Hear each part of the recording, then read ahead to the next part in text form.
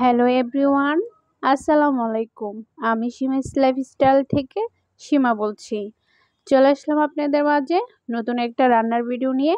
আশা করছি আপনাদের অনেক অনেক ভালো লাগবে। তো আমি বাজার থেকে লাউয়ের আগাডোকা কিনে নিয়ে এসেছি। দেখুন ডগাগুলো কত সুন্দর, একদম কচি। তো লাউ শাক আমরা কম বেশি সবাই পছন্দ করি। লাউয়ের ডগা আমরা অনেকে অনেকভাবে খেয়ে থাকি। তো আজকে আমি কিভাবে রান্না করেছি সেটাই আপনাদের সাথে শেয়ার করব। আশা করছি আপনাদের অনেক ভালো লাগবে, তাই অনুরোধ করব ভিডিওটি ধৈর্য সহকারে শেষ পর্যন্ত দেখার জন্য। তো লাউয়ের ডগাগুলো আমি বেছে নিয়েছি। তো এখানে আমি কিছু সবজি অ্যাড করব। তো কিছু সিম নিয়ে নিয়েছি, আর একটা বেগুন ছিল, সেটাও আমি দিয়ে দিব। আর আজকে যে রান্নাটা করছি সেখানে বেগুন, সিম এগুলো দিলে খুব ভালো লাগে খেতে। তো আমি বেগুনগুলো কেটে নিয়েছি। তো এই বেগুনগুলো অনেকটা গলে যায়, সেজন্য আমি একটু বড় সাইজ করে কেটে দিয়েছি। তো সিমগুলো আমি কেটে দিয়ে দিলাম। আর হচ্ছে একটা আলু দিব। আলুটা অবশ্যই দিবেন, আলু না দিলে খেতে ভালো লাগে না। তরকারি টেস্টটা অনেক ভালো আসে আলুটা দেওয়ার ফলে। তো আমি আলুগুলো দিয়ে দিলাম কেটে। আমি এখানে একটা আলু অ্যাড করেছি। তো এখন আমি এগুলো ভালো করে ধুয়ে নেব। সেই জন্য প্রথমে আমি বেসিনটাকে ভালো করে পরিষ্কার করে নিচ্ছি। বেসিনটা পরিষ্কার করে হয়ে গিয়েছে। তো এখন আমি লাউয়ের ডগাগুলো দিয়ে দিয়েছি।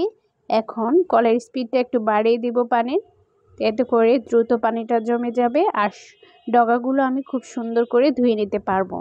এভাবে ধোয়ার ফলে ডগার ভিতরে যদি কোনো পাতার মধ্যে অনেক সময় বালু আটকে থাকে, তো এভাবে ধোয়ার ফলে বালুগুলো খুব সহজে পরিষ্কার হয়ে যায়। তো একবার আমি ধুয়ে নিয়েছি, এখন আরও একবার ধুয়ে নেব, কারণ লাউয়ের ডগা খুব ভালো করে ধুতে হয়, না হয় পাতার মধ্যে বালি আটকে থাকে।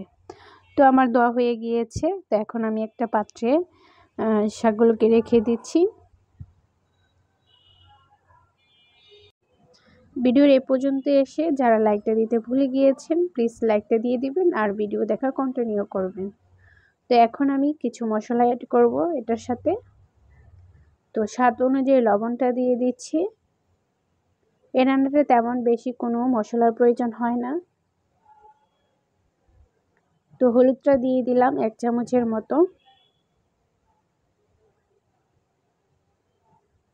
মরিচটা একটু বেশি লাগে এই রান্নাটায়, কারণ আমি আজকে শুটকি দিয়ে রান্না করব লাউ শাকটা। আর শুটকি মানে একটু ঝাল ঝাল, ঝাল ঝাল হলে খেতে ভালো লাগে। আর একটু ধনিয়ার গুঁড়া দিয়ে দিলাম, আর পেঁয়াজ কুচি দিয়ে দিলাম। বাস এতটুকুই মশলা, আর কোনো মশলা অ্যাড করতে হবে না।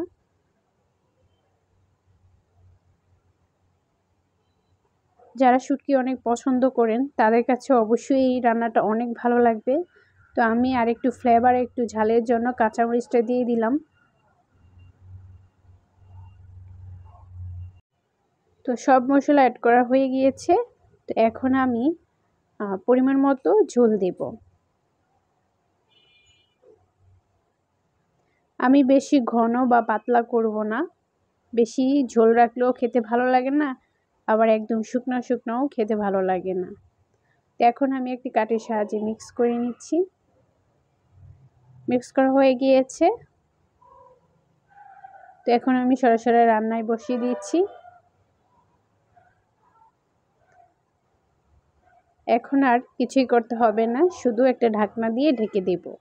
আর মাঝে মধ্যে ঢাকনাটা উঠিয়ে নেড়ে ছেড়ে নেব, যাতে করে ভালো করে সিদ্ধ হয়ে যায়। তো ঢেকে দিলাম এখন। তো কিছুক্ষণ পর আমি আবার আসছি, নেড়ে চেড়ে দেব।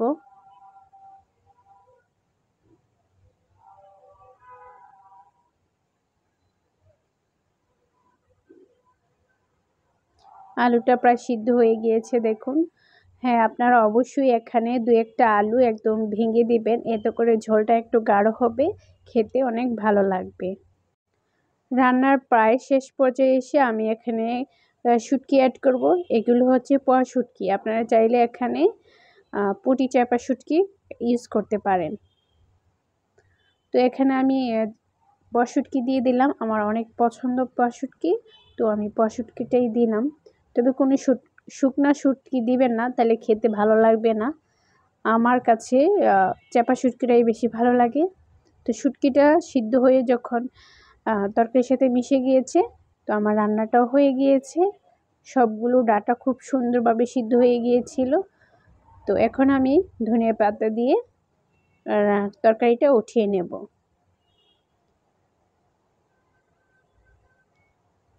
ডাটাগুলো চাবিয়ে খেতে খুব ভালো লাগে। তো আজকের রেসিপিটা কেমন লাগলো অবশ্যই আমাকে কমেন্ট করে জানাবেন।